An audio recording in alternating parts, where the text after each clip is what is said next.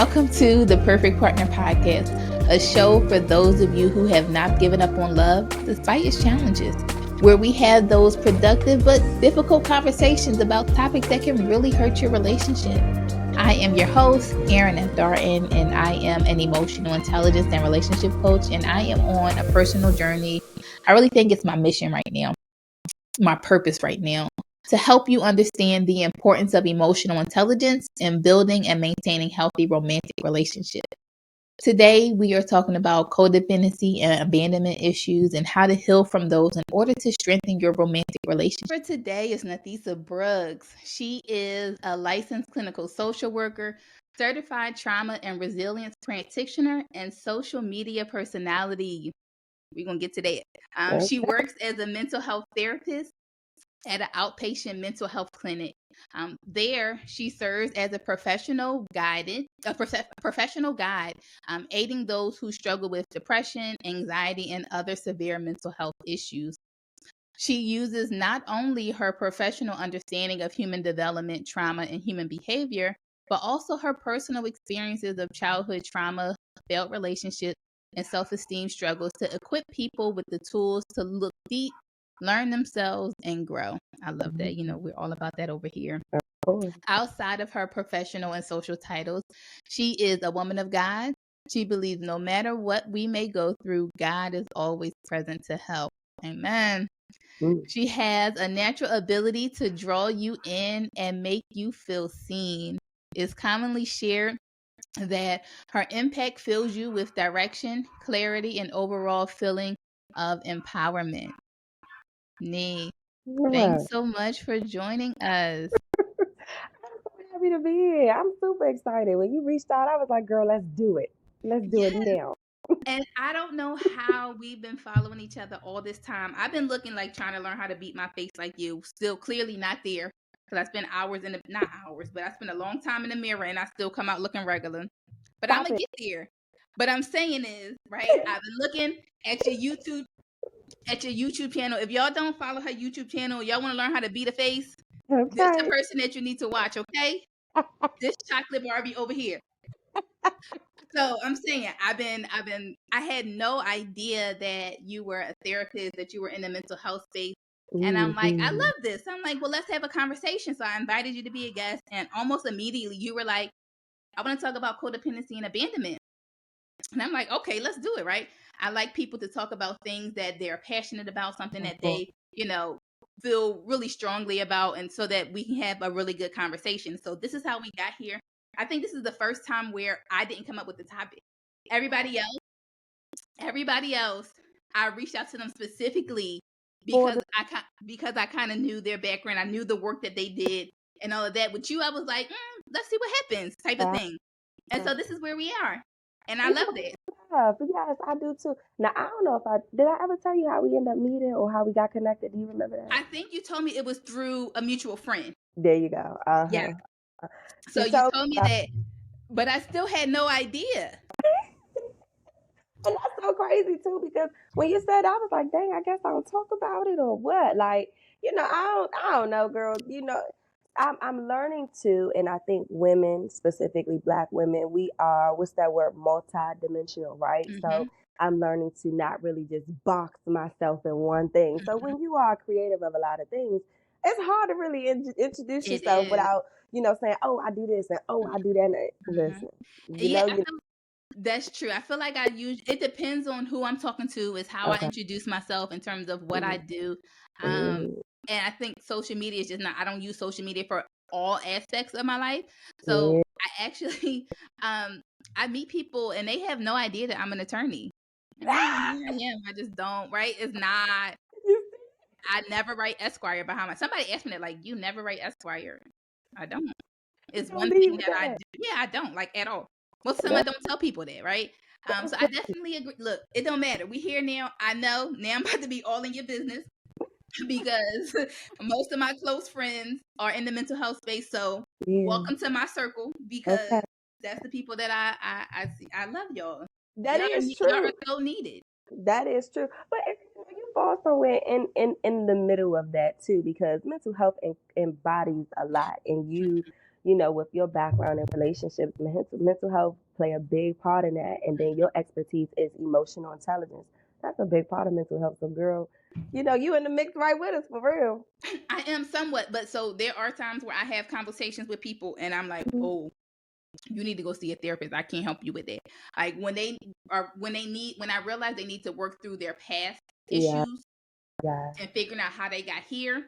Okay. That's when I tell people you need to go see a therapist. Now, if you feel like you have worked through the past things, you're just trying to figure out how to get to the next steps, now I can help you, right? Therapy looks good. forward. Oh, good. People are like, oh, I need a therapist. That's not me. I'm not a therapist. I appreciate it. I think therapy is very important. I actually invited my therapist to be a guest, so we're going to sit down and have a conversation. It's going to be good too. Oh, that's deep. So I highly believe in therapy. That's just not me, right? Okay. I can't help you figure out why you got here and uncovering all of that. I can only help you figure out where you're trying to go. So I highly tell people, oh, do you ever think about therapy? Because I don't know that you're ready for coaching. Okay. Totally, but I agree. Truly. But I love that because you're essentially just kind of staying in your lane. You get what I'm saying? Like, this is my lane. I can help you with this, yes. but I can send you somewhere else where they can get you in the right. Ain't nothing wrong there. Ain't nothing wrong with that at all. That is exactly what I try to do. So, yeah, so we're here. I hope you have your drink. Everybody knows about me and my wine. So I have my wine here. I'm drinking a Sauvignon Blanc today. Oh, you got your glass. I love it when people don't make me drink by myself. I appreciate it. Now, listen, I've been trying to step into my wine bag, but I will always tell you that's your bag. Okay, I'm just kind of looking in it a little bit. Okay, you see, I got a straw in this bag. Get in. We all start somewhere. Okay. And stay wherever you're comfortable with. So this is called Burgundy. And I was like, maybe it's called Burgundy because it's dark, and someone educated me. You probably could tell me a little bit more, but it's Burgundy because the grapes come from somewhere. Burgundy, France. Okay, there you go. Yeah, Burgundy. So it's called that. Okay, so it's called that. It ain't really all of that, but it's all right. It's all right. Yeah, like I said, we winding down. We sure are. We ready for a good conversation. As I always say, I ask everybody, please be respectful. If you're going to share from your personal experience. I ask that you don't project your experiences on other people. And no generalizing. So no all men this, all women that. You can speak from your own experience, and that is totally welcome as long as you do it in a respectful way. I just ask that you don't project your experience on other people because it's not all men, nothing. Right? That's your experience, and that's totally okay. Right? And we're here to talk about that and have those productive and difficult conversations. It's just not helpful if we sit here and, try to make everybody experience the way that you have, because it's not true, right? So I just ask that everybody is respectful of me, my guests, anybody else that shares in the comments. If you guys have questions, feel free to put them in the chat. Right? This is why we invite you to come and join us live so that you can be a part of the conversation before the episode, drops to the podcast platform. So we are here to have a good time. So let's jump in. Codependency and abandonment. I like to start from, give us the definition just to make sure that it's something that we are all aware of or that we know what we're talking about, because I think especially like codependency, I feel like it's becoming more popular. Just like a narcissist, and when these things really have like clinical meaning to it, but society takes it and I think in some degree we downgrade it or we overuse it, and we take away from what it really means. Or codependency can sometimes be looked at as a negative thing. I read the book Attached, and that was the first time I realized that it may not be a terrible thing, but we're going to get into that. So we're starting with codependency, abandonment. Let us know exactly where we're starting from. Okay, so let's start with codependency, right? I personally like to believe that it's a trauma response, so a response to trauma, right? Okay. And I have my notes here sometimes I get long-winded, so I'm gonna keep it kind of short, okay? But textbook definition, codependency is typically a psychological concept where a person feels emotionally dependent on somebody else just for their emotional security, right? Or where you rely on other people just for your emotions to kind of be at bay. That's codependent. Now, I say it's a trauma response, though, because when we look at the word trauma, right, it's an event or a series of events that's something that just kind of was either life threatening or something that really shook you up emotionally, right? So that could be a death, that could be a loss of something, that could be seeing something, that could be experiencing something, right? So I like to say that when people create codependent habits, it's typically something from trauma. It started from that. But it's when you depend on somebody else for your own emotional security. Let me tell you that you step on toes already. I didn't think I had Oh codependent man. issues, but with that definition, I just may. So this may be more so for me than the people that's watching, and I'm okay with that. That's Right? I'm glad I have this platform because I'm not. Look, I tell people all the time, I'm not perfect. I'm not here because I have the answers. Right? I am also learning. Yeah. And so based on that definition, I might have some codependency issues that I'm not aware of. See that? Yeah. Go ahead. And I like that you said the definition you gave for trauma, the second part was something that shook you up, because I think sometimes when we hear trauma, we think of the extreme, right? We think of a death, but you said, or something else that might have just shaken you up. So it may not seem so extravagant or like it was such a big deal, but even just seeing something, like you said, whether it's 5 minutes, 10 minutes, just seeing something or experiencing something, that can also be traumatic. Yes, it's not a death. You may not have lost anybody, but it could also be considered a traumatic experience. Oh, girl, you tracking. I like to tell people, and it's the beautiful thing about trauma, and even the experts will tell you this. What I may deem as traumatic may not be traumatic to you. And I have to lend that same respect. What you may find as traumatic, I may not find it to be traumatic. I'll give you a good example. You know how people, you see it a lot on the internet with an animal may pass away, and people are like upset. And you have people that come to therapy for animals that's passed away, right? That they Like, don't know. no, their own animal. Let's say you got a dog, you got a bird, you got a cat, and they passed away, right? That's traumatic to some persons, and you have other people that minimize and say, okay, come on, it's just a dog. Right. No, you don't know that, right? So, trauma it's not linear, should I say, and it's not for everybody. We all determine what's traumatic to us, so it's more personal than anything.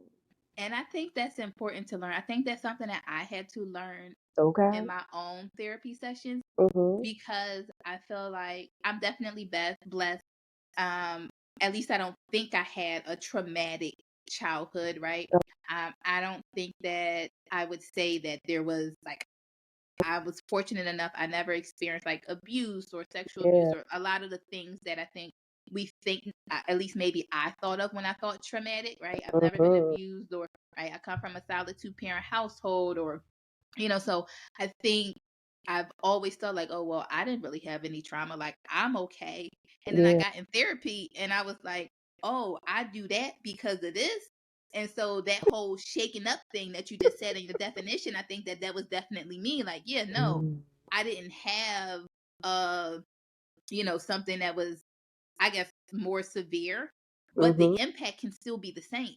Oh, there you go. There you Like, go. and I was like, oh, sis, you not okay like you think you are. Like it's you're not. So I think that there are things, and that's the other thing when people are like, oh, I don't need to go to therapy. I think everybody should be in therapy. Like, it doesn't mean that something is wrong with you, right? Because some of the things that I worked through in therapy, it wasn't necessarily that something was wrong. I Oh, just maybe didn't like the way that it was showing up. And I yeah. had to track it back to when I was a child, or this is how I was raised, or, because I was raised this way, this is how I turned out. Mhm. And it's not to say that it's even more or less traumatic. Like, it may Mhm. not seem like such a big deal, right? Because I felt safe, my childhood or what. But there are still things, like you said, that can shake you up and have an impact on your life. And it's not till you get older and you like, oh, sis, like You maybe you do need some help. okay? Okay. But then even to that point, right? Like I think it's a blessing for those who don't go through, or like you said, I ain't really had a traumatic childhood, right? Like that's a blessing. Maybe things ain't happened for you in childhood. It may have helped it happen in adolescence or adulthood. You get what I'm saying? Like it doesn't always have to start when you're young. But Mm-hmm. also I agree with the point where everybody should be in therapy. Like I'm the therapist friend that's telling people go to therapy because believe it or not, I go to therapy. Every therapist has a therapist, Mm-hmm. because take the title off. We still people. You know, we Mm-hmm. still got problems. Just because I'm able to help you with your situation don't mean my life is great. You know what I'm saying? Right. I'm just in a different position, right? And can give you I have a whole nother skill set to help you. But listen, I go to therapy myself. Therapy is great. You know, therapy is good. I go to my therapist now, be like, girl, it was a great week. Ain't got nothing to talk about, but we here, right? Mm-hmm. So it can just be that. I think I just seen somebody say, like, you could just talk to somebody outside of your own circle, right? Yes. Absolutely. And that could be a good part of therapy too. Because you know, when you have familiar ears, they handle you in a familiar way. Yes. You don't Yes. want And I feel like sometimes when we are talking to friends, I think what made me go to therapy is I felt like I was getting on my friends' nerves. They would probably never tell me that. I have friends, most of my friends are therapists, so they would never, right? They are willing to help. But Yeah. for me, I felt like I was becoming a burden. I felt like I was talking about the same stuff over and over Wow. again. And I just needed that clean slate to Mm, talk. And that's real. kind of what pushed me to go into therapy. And it was, look, I say therapy saved my life. Oh, I know that's right. Same. You know, I have a friend who always asks me like, "What made you go to therapy?" Like, you know, like you seem like you got it all together. Thanks, but no. But And don't. you know, to add to that, what pushed me to therapy was actually a relationship. Honestly, like you know, look, same. Girl, that relationship almost took me out. You hear me? I literally was like, I gotta go tell somebody, I gotta go talk, I gotta go, you right, I gotta go figure this out. And that's what really sent me there. And that's really what unpacked my, awareness of like, oh, this looks like codependency. Oh, this is, your self esteem. Oh, this is that. Like, it really just started pinpointing things where I thought I kind of got over, but no, sis, like that's why you here, because some things were still showing up. Okay, so codependency is when you rely on somebody else for some type of Mm-hmm. emotional stability. The way Mm-hmm. that you just put that, let me write this down so I can go talk to my therapist. But Oh, so, what is wrong with that? Because isn't it that our partners are supposed to be, I guess, some type of emotional support for us? Like, that's the first thing I look for in a partner is emotional support. So, uh-huh. if our partner is supposed to be there for us emotionally, what is or what could be wrong with that codependency? Okay, so you're right. Your partners you do ideally want a partner that's there to emotionally support you, right? Mm-hmm. But you don't want to just use your partner as like a dump, right? Like, help me figure this out. Why is this going wrong? I'm just not cool today. And they got to deal with it. They got to work you through that. Like, you don't want that. So it has to be a healthy balance. But it turns codependent a little bit like this. And I may strike a nerve, right? But watch this. You ever think about a past relationship, you beefing with your person, Mm-hmm. and because y'all beefing, you tapped out for the day. I ain't got nothing for nobody. I don't want to show up. Look, think about your friend, girl. I done seen it too many times. You at the brunch and we got excited, and now sis just sitting pissed. Ain't got nothing. She ain't got it for nobody. That is where we tend to like, things ain't right at home, so you can't show up here. That's a sign Mm. of codependency. Oh, yeah, absolutely. When your emotions can shift just like that, because the person that you love, y'all ain't got it right now, so you just tapped out. Oh, yeah. Why is your emotions heavily dependent on somebody like that? It's okay if things ain't okay at home, cool. But the fact that it's ruined your entire day, the fact that you can't really show up, you was once excited, but nah, because we beefing. That's a red flag. That's a red flag. Let me hit you with something else too. A lot of Because I'm not getting out of bed. I don't want to go to work. None of that. Look at that. Look at that. That's deep. Now, listen, I've been here. So I ain't gonna shame you. I've definitely been it, but it's a sign. I'll hit you with another thing though. Codependency, like, yes, you want your partners to be able to be there, support you, right? But let's reverse it a little bit. Sometimes it's the idea of wanting to be needed by somebody. And that's a big, like,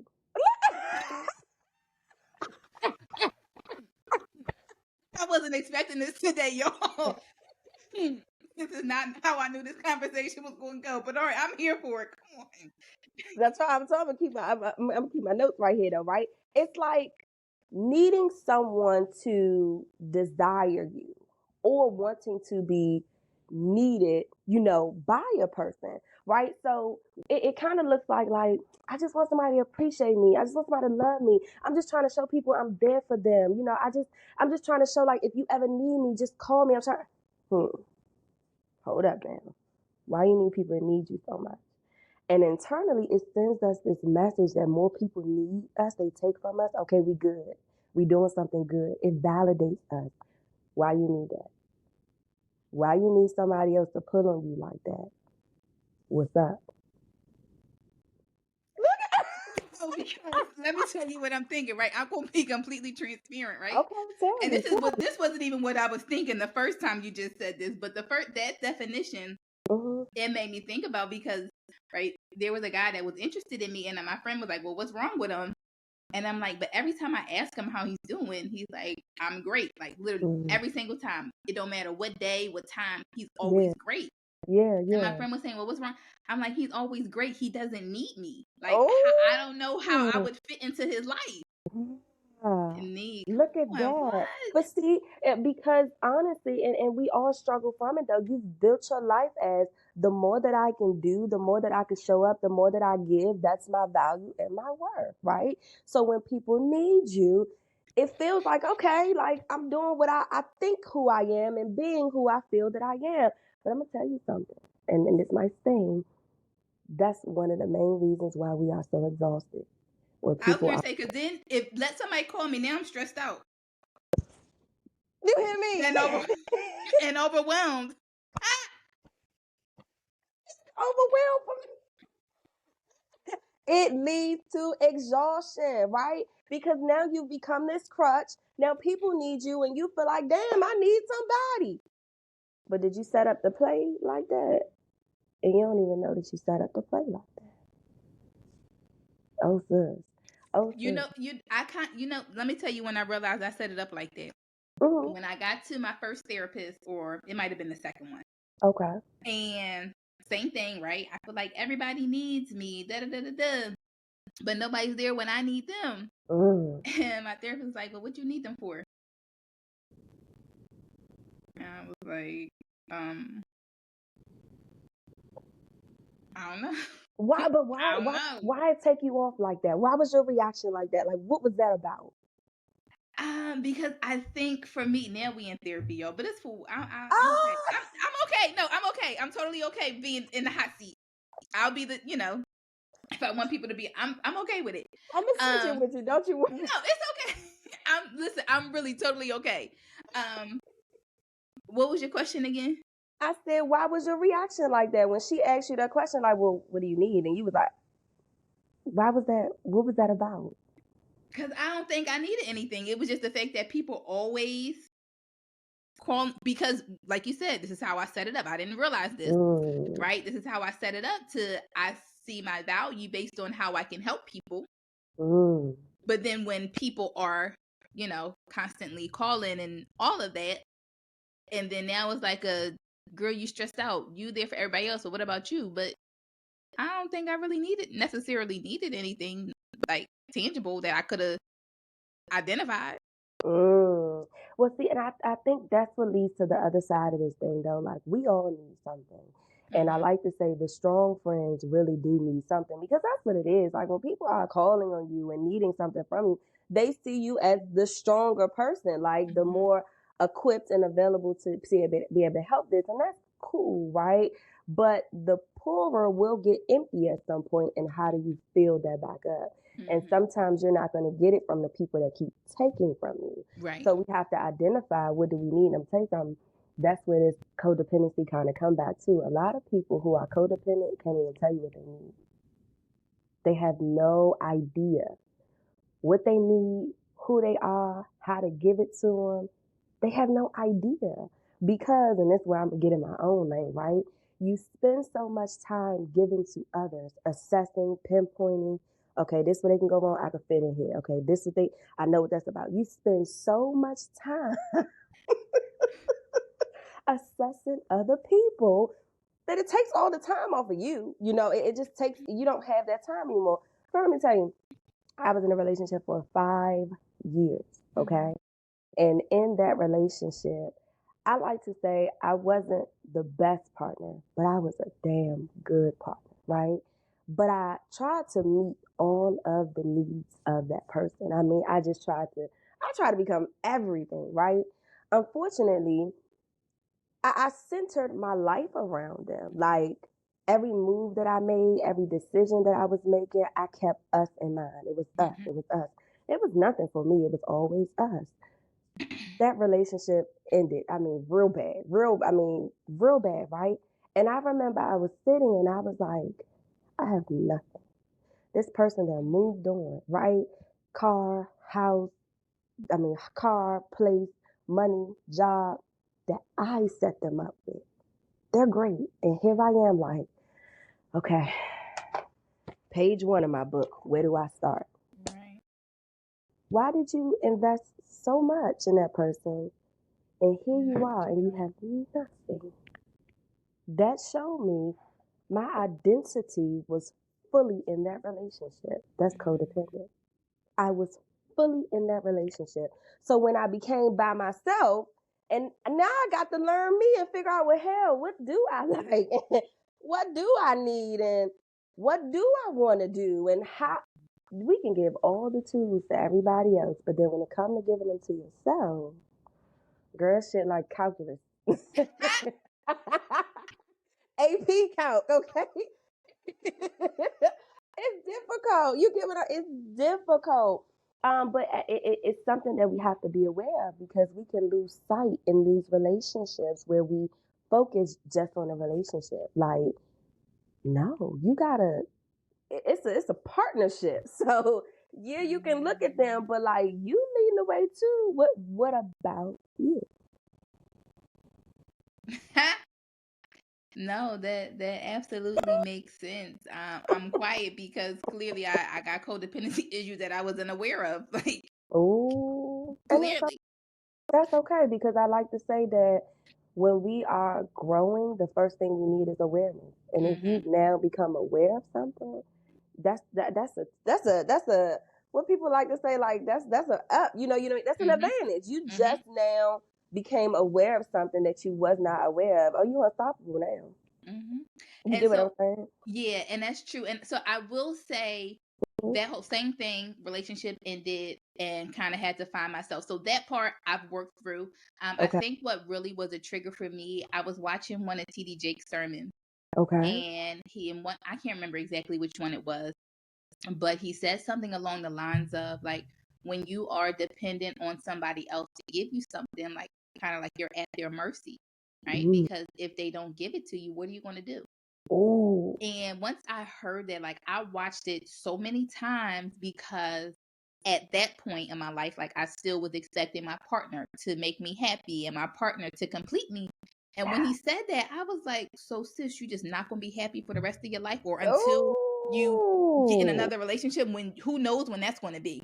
Right. So I Oh. definitely, that helped that part to click. Like, that's crazy, girl. You're just gonna be miserable until you find another man. Like, that's crazy. And so that's when I started to realize that, right, my happiness is my responsibility. And I'm Yeah. whole by myself. My partner compliments me, not completes me. So that same thing, relationships sent me to therapy, all of that at work. Yeah. But I think now the way that it shows up for me, and in terms of like people needing me, I think what came out of that conversation is that all my life I've been a coach, right? That's why people have always come to me. I didn't realize it then. I never understood why people come to me. Like, I never tell people what to do. I help them Yeah. figure it out, right? Yeah. And even like before I realized, like in terms of like giving advice and all of that, I would make stuff up. And people be like, no, I'm so serious. And Even don't to piss this me day, off. I'm so serious. Even to this day, Go ahead. my friends know now. They be like, you made that up. But like other people like that aren't as close to me, like they like, even I can remember like even in college, people would just ask a question and I would just say the first thing that came to mind. Like, I'm hollering. and they'd be like, oh my God, that makes so much sense. And I'd be looking like I completely made that up. Okay, here's And my question though. Did it work for them? Like, was it valuable? it did. Apparently it was. I had no idea. I Okay, thought I was just making it up. nah, but that's good because one of my church friends could tell you, but that's actually a true gift. I don't know if it's the gift of wisdom or the gift of knowledge, one of the two, but it's a gift that you have, right? If it just kind of comes off like that and it sounds and it's actually valuable and it changes, oh girl, you gifted. And this is how I figured out that coaching is my purpose, right? Because There you I just be go. making stuff up, or sometimes like I'm not in a relationship, like I'm not married. Yeah. But I think my opinion or my view on relationship, I don't have to be in order to help people, right? I think Mm-hmm. relationships are two people learning how to coexist. So it's Right. not really a relationship thing. It's an individual thing, and you're There learning you how go. to coexist. And so yeah, that's what came of that, right? It's not Mm, that people always need me and they can't help me. It's a gift that I have, there you right? go.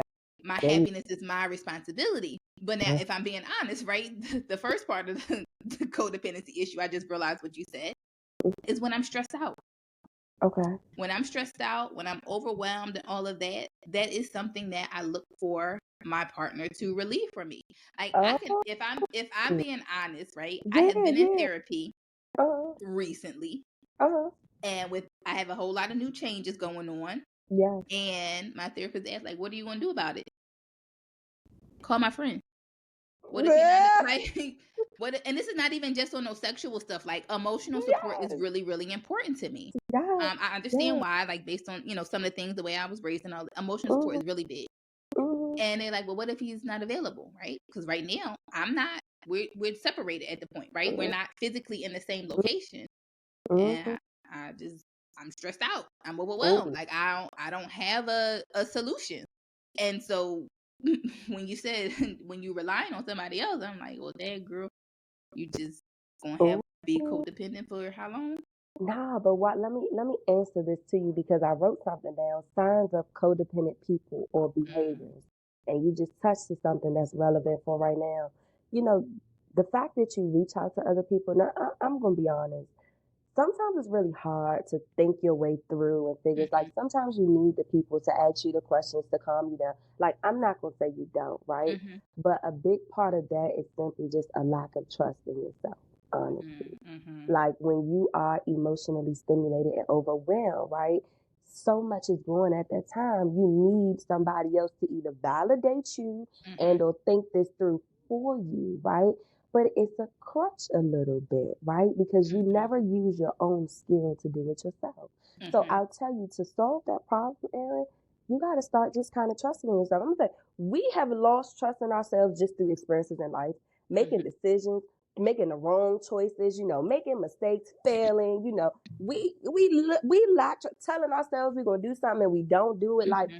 trust is a big thing. Like, and at our big age, a lot of us don't even realize that we don't have a healthy, trusting relationship with ourselves. So when it comes to your emotions, you just don't trust yourself enough, to actually be able to sit and deal with it. I just want to sit and cry. That's it. That's it. Eh.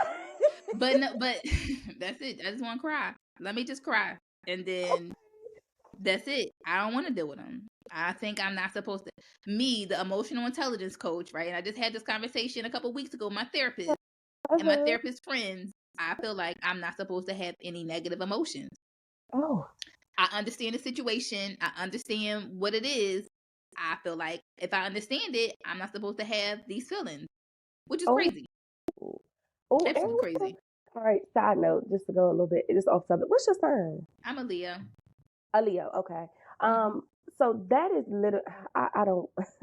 I don't want to teach you anything, but I Mm-hmm. just want to help you a little bit. But that's a defense mechanism, and it's called intellectualization, right? When we intellectualize the circumstance instead of feeling it. That's it. I don't want That's to feel it. it. The Yeah, it's emotional like, intelligence coach don't want to feel it. okay, like, because the feeling is scary, because there's Mm-hmm. some thought that if I sit in this too long, I probably will fall, I will break, or Mm-hmm. this hurts, right? But I want you to understand, and I don't know the Google thing, but there is 5,000 emotions. What does I mean by that? We're going to cycle through them. So just because you're feeling this right now, it's literally just for right now. You know, look at our present life. We may wake up in the morning happy as hell. Then we blown. Then like, all right, I'm back good. And then I'm tired. You going to cycle through these emotions. So sometimes we have to release the fear of just sitting with it. Like, what's the worst going to happen? You going to die? I mean, sometimes it do happen. Don't get me wrong. Like, I hate to put it that way, Lord. You know, that's the worst of the worst, right? But like sometimes it's not that bad. Right. You know, it's okay to sit with them. You know, it's okay to deal with it. But a lot of times we overcompensate, and what you say, like, all right, I understand that it happened. No, we don't have to logically, you know, explain why something happened for us to be okay with it. There's the other side of that, and that's the feeling. And if I'm not okay with it yet, I'm not okay with it yet. And that's true. And so here's the other thing, right? Because I tell people all the time, how you feel is how you feel, right? That's usually the first thing I tell people, right? One of the first questions people come to me with is, am I wrong for?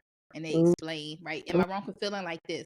And my first, before they even explain what happened, you're not wrong for feeling how you feel, right? Your emotions are there, like they're valid. You just got to figure out how do you respond to them, right? Sometimes, like you said, you just got to play it through. Don't be like me. Be better than me, right? Don't not want it. But what you were saying about not trusting ourselves, I actually had this thought earlier today, right? I'm in a lot of relationship, not a lot, but I'm in a few relationship Facebook groups. Yeah.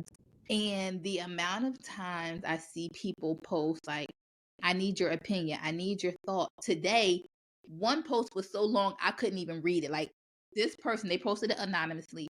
Yeah. Their post was so long. Ooh. I'm like, who even sat to read all of it? Like, it was way too long for a social media post. And I was thinking, like, so relationship stuff on social media actually really bothers me most of the time, right? Believe it or not, right? And so I sit and I look at these people say, I need help. What y'all think about this? And what y'all think about that?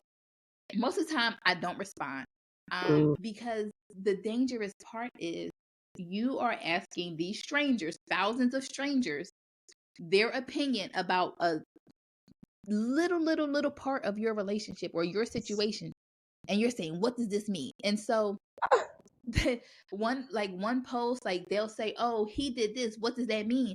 And all the people that project, right, the same thing I ask people not to do, they start projecting, oh, he don't like you, this and this and this and that. What? So you will allow thousands of people to ruin your relationship when they don't know you or this man. And it's like, and that it just drives me nuts. Or I know specifically this time I did have to comment. This older woman, she said she's been divorced and she's just getting back out in the dating scene. She's been dating this guy. I think he came to her house, she cooked. And he left his table. You see those? Yeah. It's iPhone. When you do certain hand motions, it bring up certain effects. Yeah. Oh, I didn't know what that was. That new update, child. You fancy. So she was saying that, so I think she cooked him dinner or something like that, and he just left his plate on the table. And I think he tried to like clear off his plate, but the trash was full.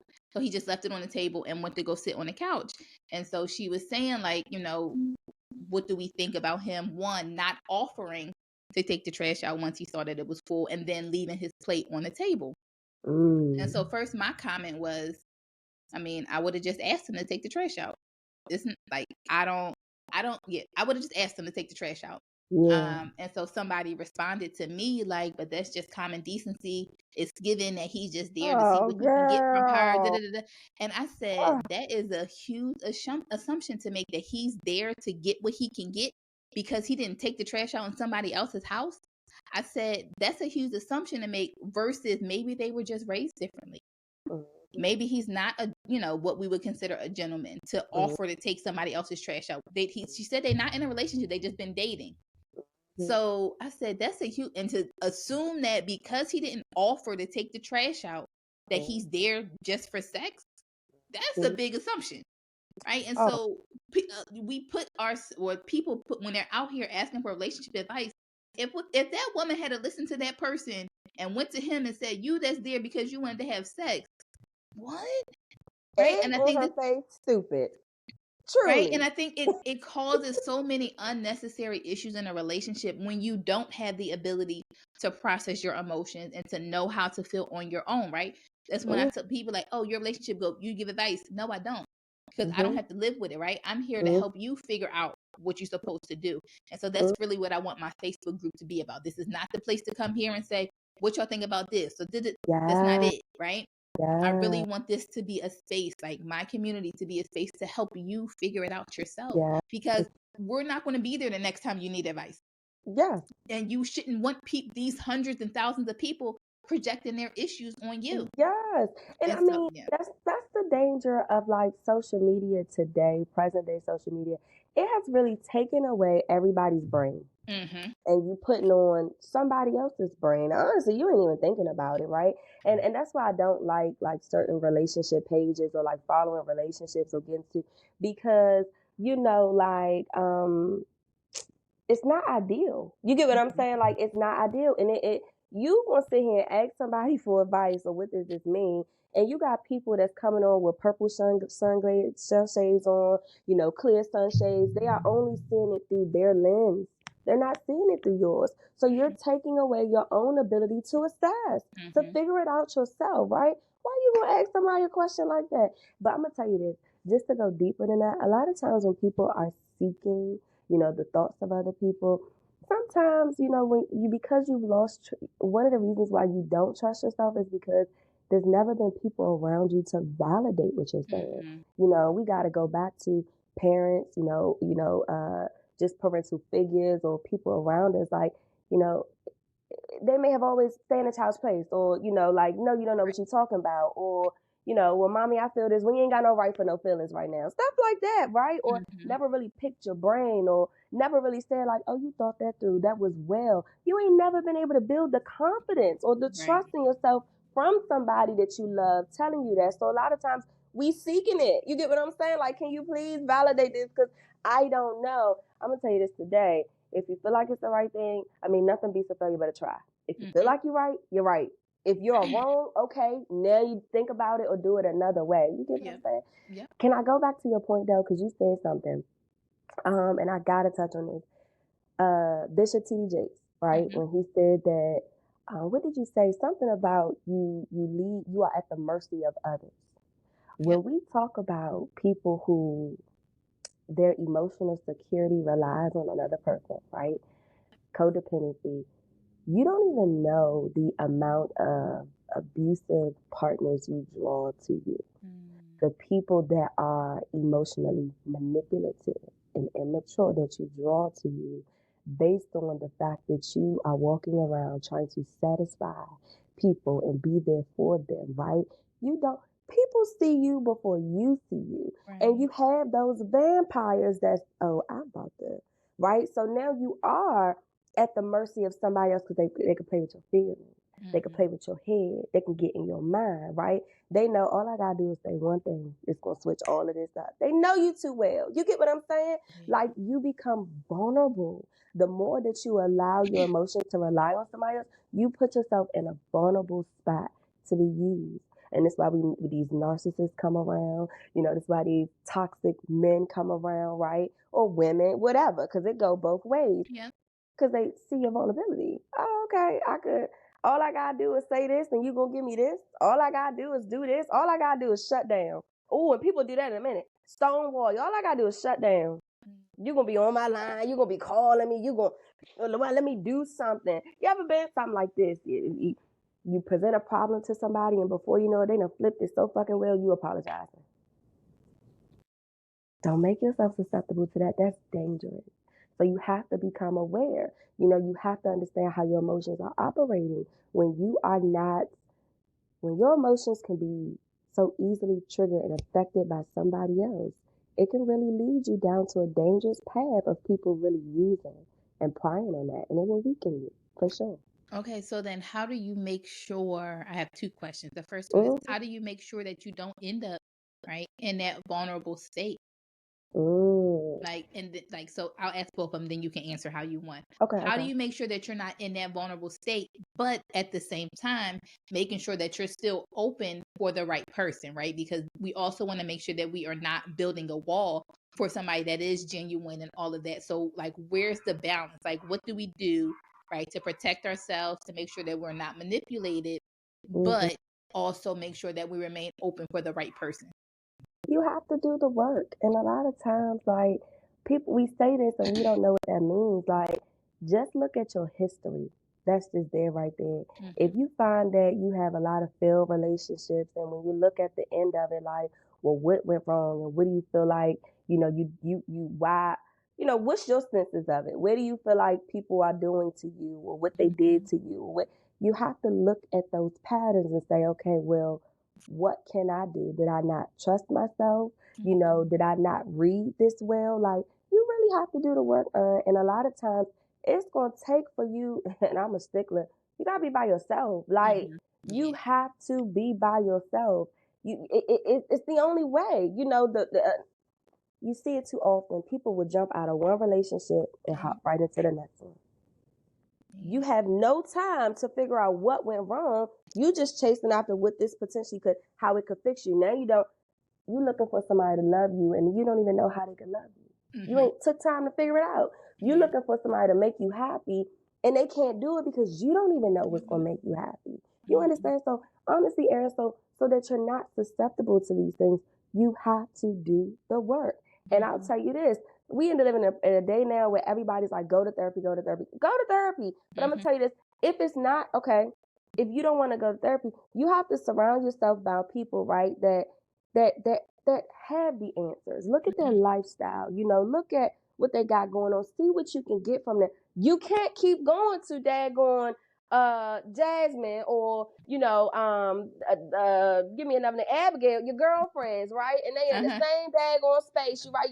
You cannot do that. You have to go, because sometimes you have to go to the people that's gonna say the stuff you don't want to hear. Right. And then you gotta be what's that word, open to criticism enough to be like, okay, I'm not perfect, I don't have it all together, I gotta do this on my own. Yep. I can't have somebody fix this and do this for me. So that's really the simple answer. You have to do the work. And I think that's really good. And I'll use me as an example, right? After that last relationship ended, a lot of my friends were upset with him, right? Because I thought we were I thought we were on the same page. Yeah. But we clearly weren't, right? He woke up one day like, yeah, that's not what I want, right? We were never quote unquote together, right? Okay. Which is partly my fault. I had to take Yeah. responsibility for that. But I thought we had, because at first we were just going with the flow. But then I thought we had kind of shifted to a this is it type of thing. Yeah. And so when it ended, right, my friends are very upset with him. They felt like he was leading me on and all of that. But like I said, like you just said, I had to take accountability for the part I played in it, right? I was the one that said, I don't care about titles. I don't need a title. Let's just go with the flow because we don't know where Look we're at going to end up, that. right? I was the one that after I felt like that and things changed for me, I didn't speak up and say, hey, now I feel differently. Oh. Hey, our language, our conversations have been different. We have been talking about the future. Are we really on the same page moving forward, right? I had to take accountability for not speaking up, for not getting clarity, right? He asked me, and he said, I bet if I was to ask you to be my girlfriend right now, you would say yes. And me, what? No, I wouldn't. I don't need no title. That don't mean nothing to me. You like, you know what I mean? And so looking back on it, oh yeah, I feel like he played it off because of that was my response. I yeah. didn't think about it in the moment, right? I'm Mm. like, oh no, the relationship is more important than the title. Like, because we could have a title and a relationship could be nothing, but right, we really best friends, like really, really best friends. Like, I don't care about a title. We chilling, we having fun. I'm graduating before you. We don't know where we're gonna end up. But then, sis, when you started to feel differently, you never said anything. So Oh, no. how was he? You know what I mean? Like, yes, he could have. I guess he should have. Maybe he could have known, or you Yeah, know. But yeah, again, I didn't speak up. I didn't say yeah, anything. Right? I was yeah. still going with the flow. Oh, And so oh, when we broke up, I mean, yeah, I understand why my friends felt like he led me on and all of that, but did he really? Because I was the one that, you know? And oh my, so I always say you got to take accountability for the part that you play and your heartbreak, right? That's yes. one of the biggest things I say all the time. And it's Ah, hard, it's difficult.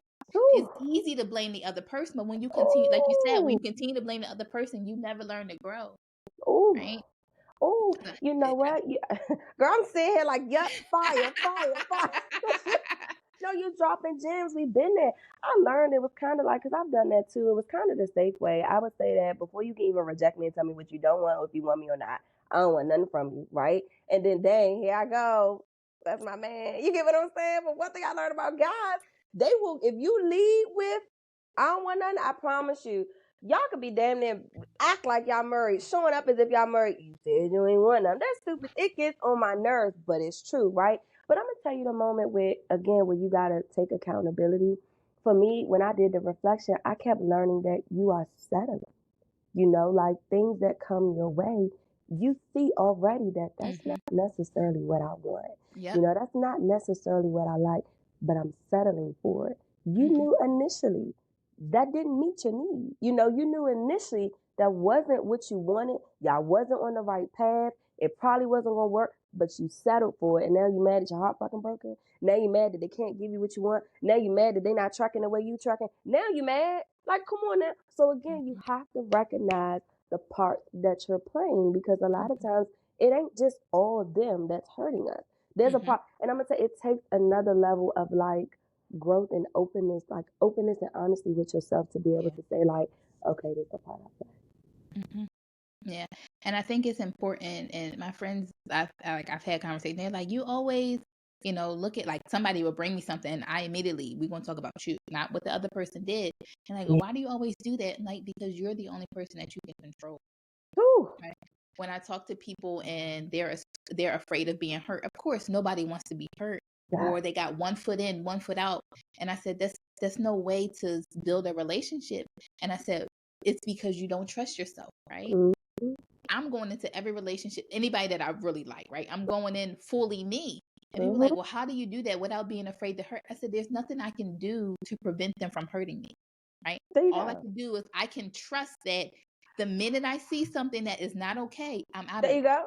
There you go. And there you go. That's And all that's you the can hardest do. part. Yes, that's the hardest part though, because we'll see that damn red flag and turn it a little bit into yellow and then try to make it, you get what I'm It's saying? hard. And that's where yeah. And that's where it's like, no, you have to trust your ability to discern, like, nah, that ain't too great. Like, I don't like that, right? But a lot of times we see like, I don't like that, and then continue to fall and continue to hmm fall for them and continue. hmm Yeah, Oh, I get. So, is there ever a point where codependency is okay? Like, what if you've been together forever? Like, what if we've been married for 8, 9, 10 years? mm, Right? I would imagine that there is some type of codependency that is developed on both parts. no, no. No, no. So the term codependency, understand, it is Mm-hmm. a psychological concept where a Okay. person feels extremely dependent on someone else, specifically for emotional security. Codependency is not healthy. The part that you're looking for is dependent. And there's a certain level of healthiness that you need for that, right? When you are in a Mm-hmm. relationship, you can't go in there fully independent. Make my own money, I pick up this, I do what I want to do, right, right. Like, no, you have to be able to depend on your partner for some things, whether you need them for emotional support, right? Whether you need them to pour into you, give you ideas, whether you need them financially, whether you need it. Yes, there's things, a healthy level of dependence, but codependence is unhealthy. It's never okay. So we got to separate that, right? Okay. Partnerships, you can be dependent on them in some ways, right? Again, what I tell you, you don't want to just dump and just depend on them for them to make your day brighter. I mean, shit, they don't know what to do. All they can say is it's gonna be all right, and you like that's not enough. What do you Right. want the people to do? You get what I'm saying? So no, you can be dependent on your partner in a healthy way, but you never want to be codependent. That's never good. Codependent. All right. So let me make sure I understand. Can you give me an example? Ooh, Okay. sorry, guys.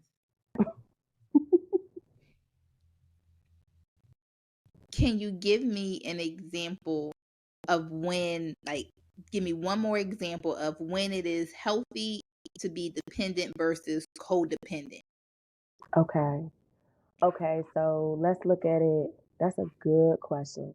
When is it healthy to be dependent? And like, what's like, at what point, like, I'm teetering the line, like, all right, sis, you going too far, like. Okay, so let's look at it like this, right? Ooh, here we go, right here. I want to believe that my partner is going to, if we have financial obligations, right? And their money is coming in, I'm going to depend on them to meet me halfway, pay Okay. these bills, save, and invest. But it becomes codependent when I'm trying to control them. When the checks come in and I'm managing the money. Ooh, that's unhealthy. Now you're trying to control everything they do, right? That is codependent, okay? Because if I don't have control over this, it's gonna go to shit, okay? And I'm trying to keep this. So you got, I hope that's a good example. Like dependent meaning, I know I could. They got their money. I know that I can go to them and say, "Hey, babe, can you give me this, or can we put this toward this?" And I trust that they gonna do it. That's a dependable partner.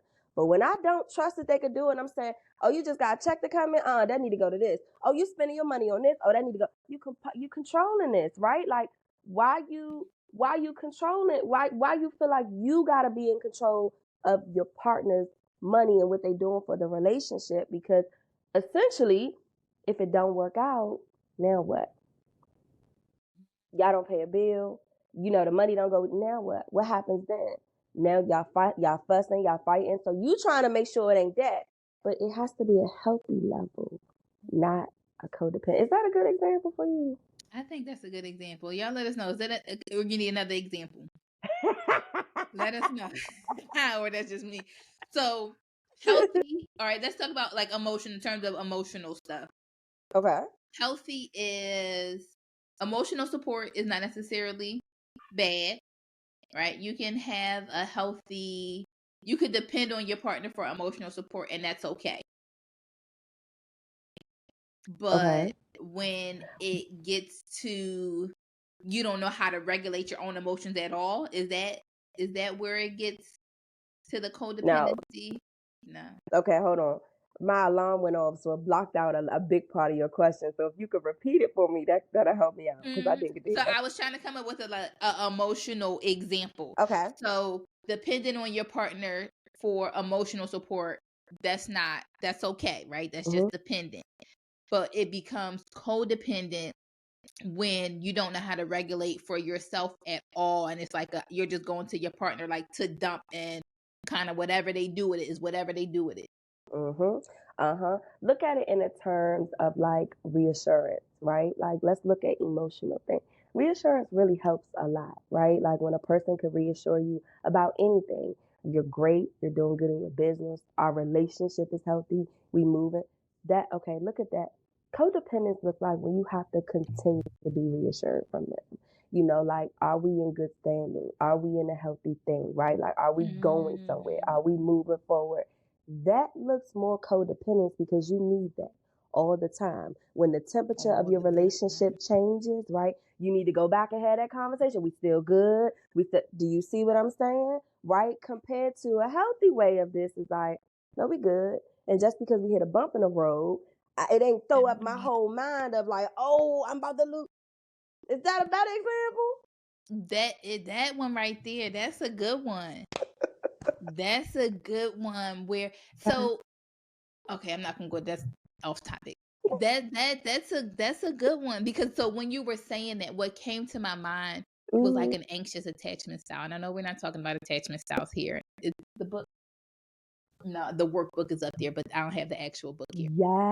So that's Yes. like an anxious attachment style when you gotta Yes. constantly be reaffirmed, and you are, like you said, they can kind of pull your emotional chains and Yes. left and right Yes. Yes. come with you. I don't have that. On Bingo. that one, I don't have. I don't have that issue.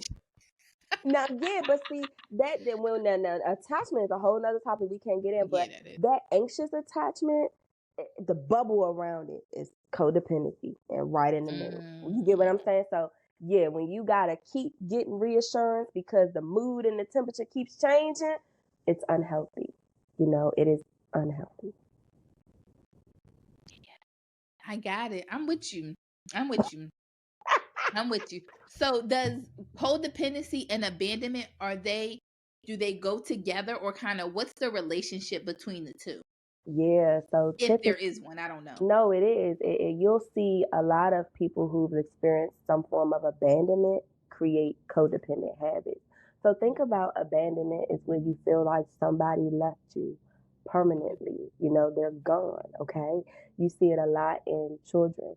First, Mhm. if whether they never was attached to their mom or their parent, they were just kind of given away, right? And or you have children who, like myself, been taken away from their parents, placed in systems, or you have children who lived in households and their parents may have divorced and they walked away, right? Mhm. Abandonment is when somebody you love walks away. Okay. Now, what happens with that? We will internalize that and believe that in some sort of form they rejected me. They didn't see a need for me. They didn't like me. They didn't love me, right? They left me. Now, what Mhm. happens when you deal with that feeling for a long time?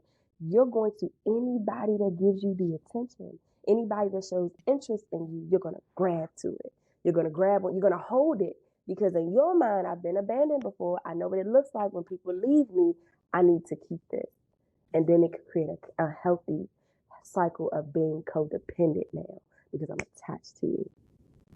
Got it. So abandonment, how, Hmm. like, what does that kind of look like? I know you said, like, so the minute somebody shows you attention, right? You're going to latch onto that person. Are there any other ways that abandonment issues may show up or affect your relationship?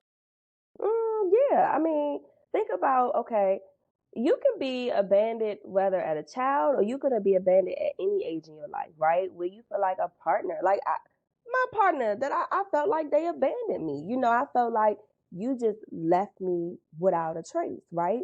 And that will start to send you. It sends you in kind of a whirlwind of like, why do people keep leaving me? Why does this keep happening in your friendships? I got a friend that really talked about that too. Like, why do my friendships keep on? People keep leaving. That's going to leave a sense of abandonment. So then you look at your self worth. You're gonna question a lot about yourself, right?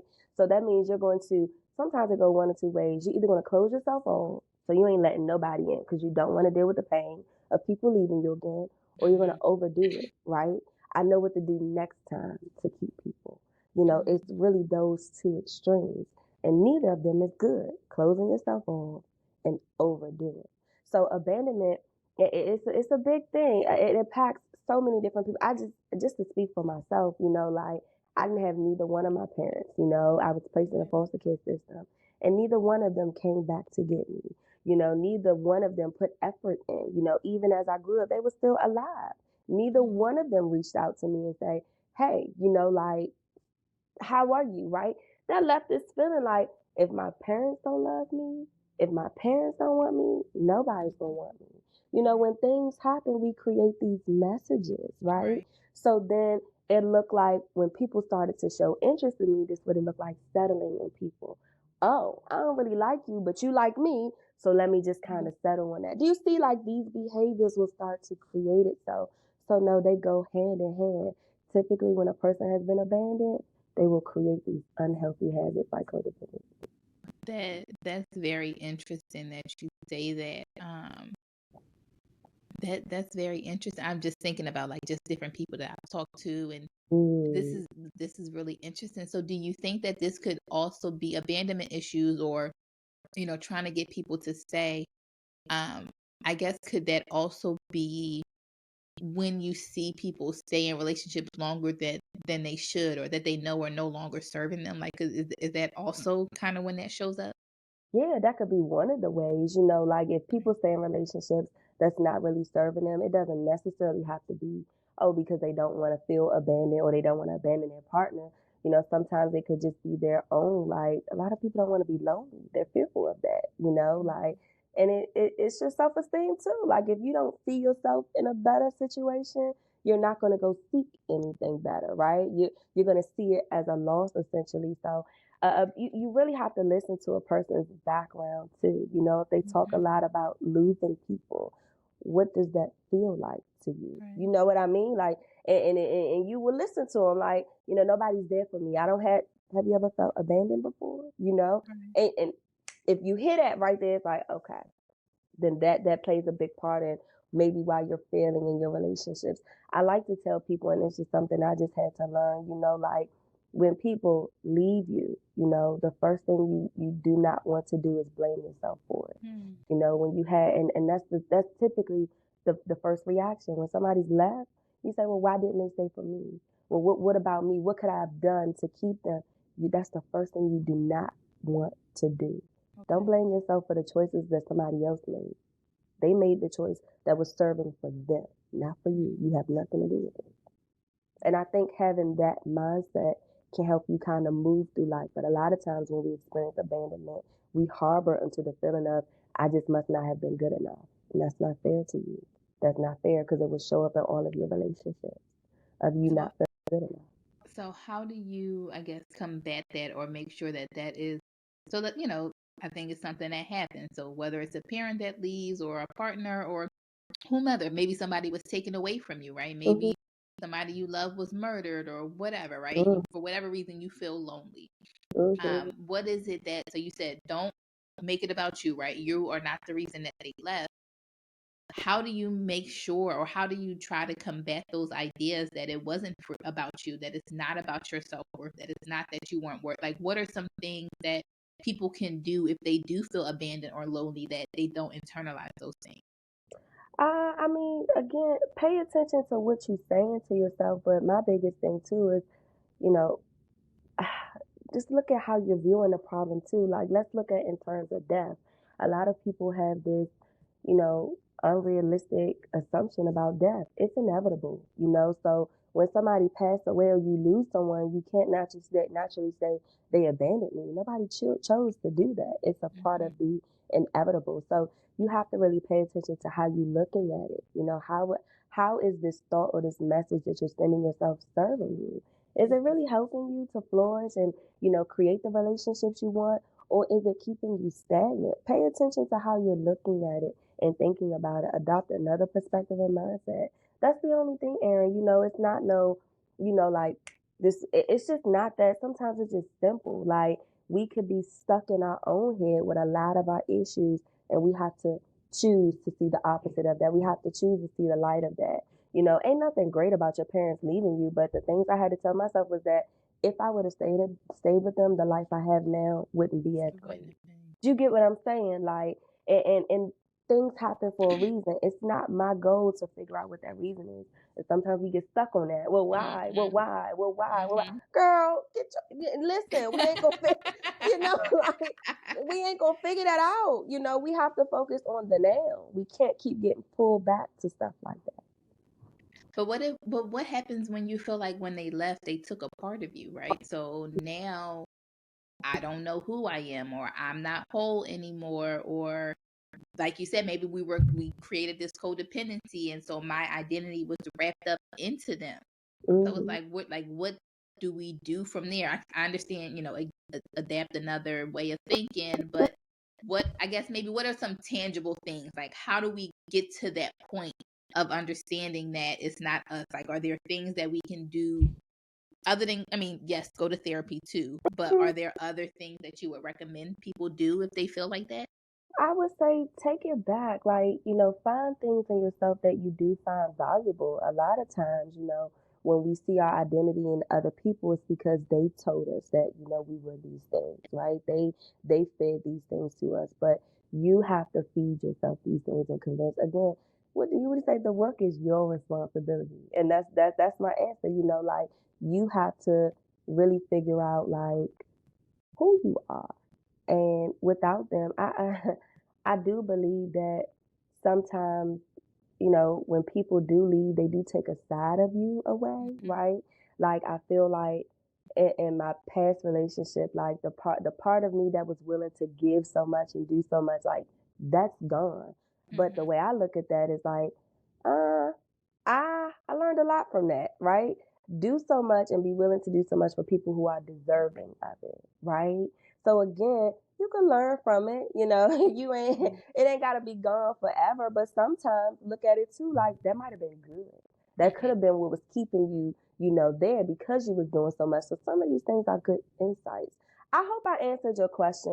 Again, it all boils down to, Aaron, you have to just kind of do the work. You got to check yourself. I'm a stickler for having a strong relationship with yourself. If you can't be honest with nobody else, be honest with yourself. You know what I mean? And that means sometimes you got to tell yourself the hard stuff. And it's just you. You can't face yourself. You can't tell yourself like, girl, you'll be like, girl, you know what I mean? Like you have to. Nobody's gonna do it. You have to be honest with yourself. And, But and, that's and hard. it is hard. I'm not saying it's easy, but who said that it was supposed to be easy? Who said it? Who said it was supposed to be? We are complex individuals. Humans are complex. Yeah. Yeah. So we have a comment that says abandonment and loss contributes to how people respond in relationships, from insecurities or anxiety, or develop in relationships quickly because they don't want to be alone. Mm-hmm. That's always a question. So that last part about developing relationships so quickly, I ask people that all the question, like, what's the rush? Like, I will be talking to somebody for 6 months and that's still not my man. And I be asking people like, what's the rush? They be like, 2 weeks, I got a new boyfriend or I got a new girlfriend. And I'm saying this jokingly, but I don't mean it like in a joke. But like I do always ask people like, like what's the rush? Or like I have a friend like anybody that like her, she like them. And I'm like, you should be Oh. more selective, right? And I don't know Mm-hmm. if it's like what you said, like, oh, anybody that likes me, I'm gonna like them too. I don't know, like I haven't had that Mm-hmm. conversation with them. Yeah. But I think that that's an interesting point because I'm always like me. I'm real. Look, we clearly I sometimes I probably go to the extreme, but Uh-huh. yeah, no, I get it. I think abandonment is something that's deep. So what about when there is abandonment, but we're still together? What you Right? What mean? if somebody feels abandoned in their own relationship? Oh, that's Maybe their partner is distant. Maybe they don't feel as connected. But I think that it's possible to oh yeah. feel, lonely, and when you have somebody laying next to you, but you still Oh. feel lonely or abandoned. Oh, now that's deep. I'm no, I don't have to be one. I'm no relationship advice, marriage counselor, right? But that's a real thing. People do feel lonely in relationships. I always say start with acknowledging it, bring it up to your partner, talk about it, and really express how it make you feel. Now, Mhm. should you acknowledge it, talk about it, and tell your partner what they doing, and they don't do nothing about it, then okay, we gotta go back to the drawing board. Because what did you say? The only people we can change and have control of are ourselves. And there's a lot of people who are in relationships today, 20 plus years lonely, but holding on to them 20 plus years. Is it Mhm. really worth it? Right? But that goes back to the comment. And I always ask people, what's the worst part of being alone? Like, what is that? When I left my relationship 2 years ago, right? I never stayed in my house. I had this new house, right? New apartment. I was never home. I was at everybody else's house. And then I would come here to sleep. And then I'm gone, right? Again. Because it was just like it's so lonely. And even today, like I like, conversing and stuff like that. If somebody is in the other room and I'm doing my thing, right? But I had to really figure out what's wrong with being by yourself. And I'm gonna tell you, it quiets the noise. You ain't got nobody in your ear. They ain't gotta deal with your thoughts. They ain't gotta deal with your mood. They ain't gotta deal with your feelings. They ain't gotta deal with stuff that keep coming up, and we don't wanna do that. We wanna go keep being distracted by things, right? And I think that's the part of being alone. Nothing is really wrong. Being alone, honestly, and I'll just bring God. Sometimes that's when you really could hear God. That's when you really could see the situation a little bit clear. You get a lot of your clarity from just being alone. So again, let's look at this totally different. Ain't nothing wrong with being by yourself. Yeah. Yeah. Mm-hmm. That's true. And so I was talking to a young lady and we were talking about the guys that she had dated, and she kept Mm-hmm. going back to a situation that she knew wasn't healthy for her. Mm-hmm. And I asked her, like, well, why do you keep going back? And she's like, well, all these other guys that I meet, they don't measure up to what he does, or it's just she don't like him. I said, but why are those your only options? I said, what Mm-hmm. about being by yourself? Same thing. I don't want to be with myself. And I said, my question to her was, if you don't want to be with you, why does anybody else want to be with you? And she just stopped and looked at me.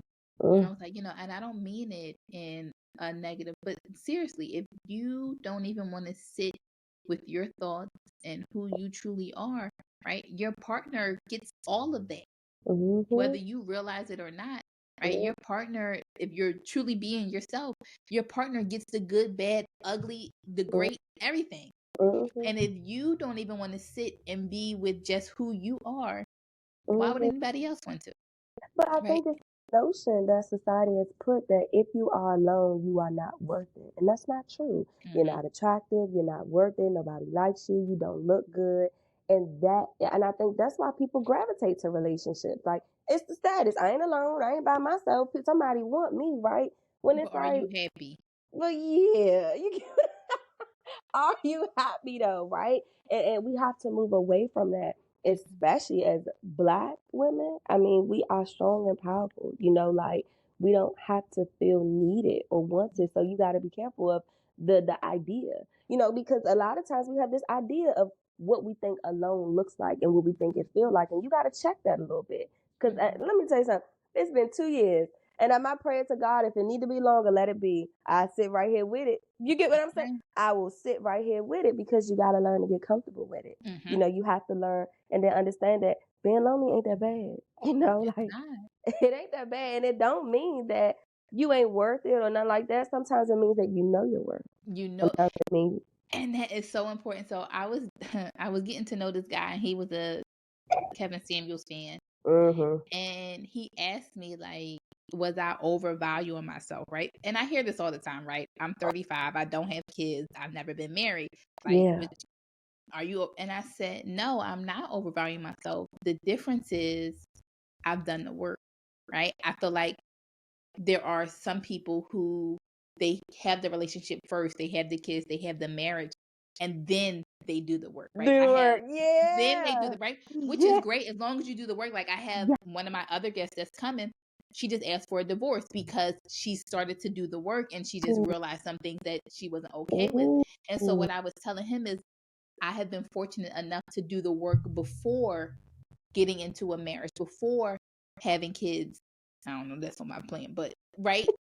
And I was like, so I forgot how Kevin, like, I was not, it was another word he used, not overvalue. And I said, but what did it say about you? Because he was over 40, he had been married and had a kid, and they wasn't with the same woman. So no, I'm not overvaluing myself, right? I've done the work and I understand where I am, and I'm comfortable with being single, right? It doesn't mean that I'm lonely. Do I want companionship? Of course, but my life is very peaceful, and you have to be an addition to my life, right? I don't want a man to say I got a man. Like, you ain't gonna stress me out. Okay. My life is simple, right? And I was telling people, like, I went to Italy this year for my birthday by myself. Yes, you did. And that was one of the best things I could have ever done. Wow. Right? I think that was another level of not even just singleness, self-awareness. I'll put it that way. Okay. And I recommend everybody take a solo trip, even if it's not out the country, even if it's to another state. Take a trip by yourself, because like you were just talking about, it allowed me to sit with my thoughts, think about where I am, like in a new environment. Like, I did exactly what I wanted to do.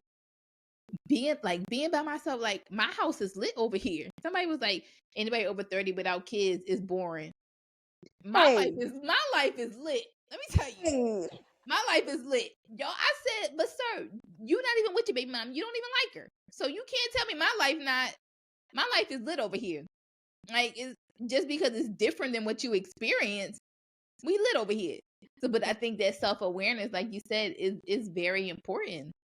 I don't know. No, I'm trucking with you all day. I keep praying to God I'll be 30 in March, and I'm like, Lord, I want a solo trip. I want my peace, my serenity, right? I just want to go by myself. Seeing your trip was so inspirational. I was like, go ahead, girl. She over in with her wide hair looking good, girl. It just looked so inspiring, right? Like, so I'm with you all day. I feel like nothing is wrong with just being by yourself. But see, that guy questioning you, and that's the thing. I hate to feel like it's a thin line, because when you say, I know my value, Mm-hmm. people think that you're saying, oh, I'm better than, oh, I'm perfect, or I deserve this. And it's like, I ain't saying none of that. I'm just saying, I know I ain't putting up with that. Right? Right? Like, I know I don't want that. Hello. I am aware enough to know what I want and I need because I took the time to do the work. That's interesting though, because I'm gonna tell you this, and I say it all the time. My clients, when you start to do the work, the real work, your life start to shift. People start falling. Stuff start blowing up. Like that relationship you was holding on to, you really be like, yeah, it ain't it. I seen a meme. It said therapy be ruining relationships, and I holler. And do it does. It does because it helps you to realize your worth. You start to love yourself more. And I tell people that if you are in a relationship that is not serving you, that's because you don't love yourself enough. Because there's no way you love yourself the way that you should and you put up with this. Put up with that. Girl. Right? And we all got a journey. We all got a process. Like, I'm not criticizing for being anybody, for anybody being where they are. But if it's really not where you want to be, if you know that it's no longer serving you, it's up to you to change it. Yes. Right? I had people, I spoke at another women's group. And people were like, I could tell in the beginning, right? Because when you say your relationship coach, people are like, oh, I don't want to listen to them. I get it because I do the same thing, right? But by the end, like, this one woman came up to me and she was like, she knows that her marriage is over, but she's been holding on. And I was like, I'm not here to tell you what to do, but I hope that you do what you really feel like is best. And she was like, I've been on what I need to do. I just haven't. Right? And that those are the moments that it's right. I would never tell anybody what to do because if you leave just because I tell you, you're not going to learn the lesson. There you go. Right? There you it's go. all about, like you said, it's all about the self-work. So whether it's whatever it stems from, whether you feel like you have been abandoned or it's a codependency thing, like you got to do the self-work, like you said. But that's deep though. That's a real problem, and I think that you gave her the best advice. You couldn't really give her advice because think about it, right? Marriages come with so much, right? You have children in that. You have money, insurance, houses. You got really things that you guys have really built upon. And let's be real about this. Life will look different when you become single. Life is not going to be the same. And it's the fear of the unknown that keeps people still holding on to stuff. I can't predict what's going to happen. I'm unsure how I'm going to handle this. I don't even know if I can handle this. It's going to be different. It's going to be uncomfortable. I'm not doing it right now. Well, they say better the devil you know, but is that real? Like, is that really better? Ooh, okay. Okay. Is that really better? Yes. You got to love yourself first. Look, I get it. And even we done gone off on tangent, but I totally get it. Do you have anybody have comments, questions about, we've been talking about codependency and abandonment and a whole lot of other stuff. Any other questions and comments? I'm going to let you give our Thriving Thursday tip. So every Thursday I give a tip, and it's some type of tip to help people thrive in their singleness. And I don't mean single just in terms of relationship status. I mean single in terms of you being a whole person, right? You're more than a mom. You're more than a dad. You're more than a wife, a husband, right? You're you, right? And so what tip would you give people to thrive in their singleness so that they can continue to be the best version of themselves? Okay. I would say imagine the life that you want. Imagine the happy that you want and start to live it. Start to show up as it. Truly. I'll tell you, this has helped me. I remember I used to say, like, I want to dress like this. I want to look like this. Like, when I get to my best self, I'm going to do it. Start to show up as it now. So when I dress, I show up as how I want to be, when I look. So imagine the happiness that you want, and show up as it. I don't know what that looks like for people, but if I could just tell you something that I need you to go home and think about, imagine what your happiness looks like. And then start to take the steps to show up as it now. Live in it. When people say live in your delusion, whatever it is, do it now. Right. Do it now. I love that. Show up. Show up. That's the word somebody says. Show up. That's the word. I'm here for it. Show up. Any final thoughts on abandonment, codependency, or anything else that you want to share with these good people? Because clearly, I need to go make a therapy appointment after this conversation. But what else you got for these good people? Really drop some good gems. You know, I don't want to be emotional overload, but those in the chat though, this will be helpful for both you and myself and you, Aaron. Start typing right now. What was your takeaways? You know, like what stuck out to you? What did you get from either myself or Aaron? You know, because we could summarize and write. We done said so much, but I want to know what's kind of sitting in your spirit. What did you Mm-hmm. take away? What are you going to sit and kind of reflect on? What did you learn? What did we confirm or validate for you? Like, because I see you got the Monet, you got Omar, you got Caris. I hope I pronounced that Carice. right.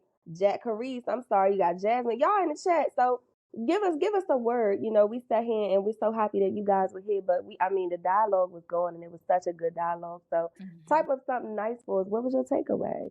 You know, Like, because this was a good conversation, you know, not only for you and for me. You know, I know you was like, I'm in a hospital, I'm in therapy, but I hope that you know, like, no, this was excellent for me too. You know, girl, you was dropping some bombs up in the joints.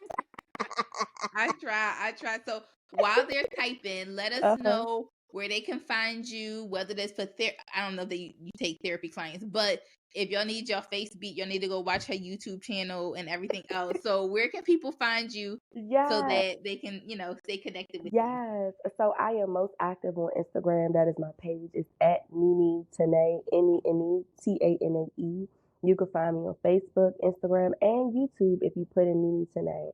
I have a podcast myself. It's called Heard and Healed Podcast, where we actually talk about all things trauma, right?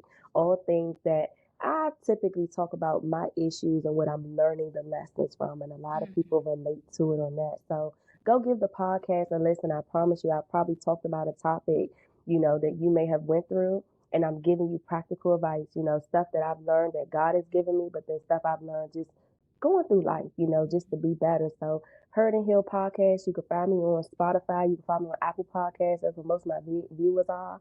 But Nene Tanae, go ahead and follow me on the gram and be open if you ever want to slide in my DM, you need some insight or something like slide them. I talk to my people all the time. So Mm-hmm. yes, ma'am. I love that. So the comments are rolling in. They said, I enjoyed this. It really made me think about a lot. Woo. Never truly understood codependency until now. Me either, because clearly I got codependency issues that I just put me onto. But we're gonna work through it. I'm about to call Kevin. I'm getting ready to text Kevin as soon as we hang up. Um, Right. somebody else said we have to do some self-evaluation to see where you are. The work is yours to do, and it Ooh. begins to and it begins to execute. Uh-huh. Lastly, who do you see yourself and where who do you see yourself and where do you begin to show up as if you are already there, and by the time you look up you will realize you made it. I love that. Go ahead. Somebody, Tiana said, learned about why my partner does some of the things that he does, but also why I react the way that I do. He has codependency issues and I struggle with abandonment. That's Oh, real. that's Like, the that's y'all. real. Y'all got some good takeaways. That's Absolutely. real. I'm We did, happy.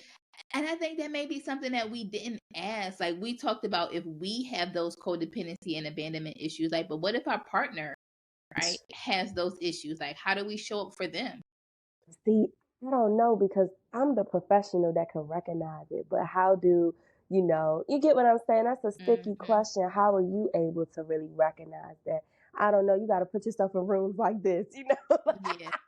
You know, you got to put yourself in rooms. But before we can point out things in other people, sometimes when we see it in ourselves, it helps us to see what's happening to others. That's a So, good point. That's a yeah, good point. yeah, I yeah. love that. Well, thank you so much for joining us, guys. I hope that Mm-hmm. you continue to join us on this transformative journey.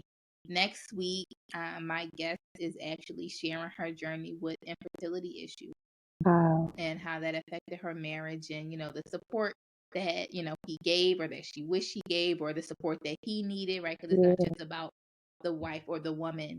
Sometimes So next week we are talking about infertility issues and, you know, how she's overcome those, her and her husband, her marriage or whatever. Wow. So I hope that you guys continue to join us, tune in. If you know anybody dealing with such issues, I hope that you know, invite them to the conversation. It's going to be on the 30th. So I think that's next Sunday or whatever the 30th, whatever date that is. I'm talking to her. And I hope that you guys continue to join us on this transformative journey. If you ever want to join the conversation live, you can tune into our Facebook group and you can get to ask us questions. Other than that, I hope you guys have a good night and thanks so much for joining us.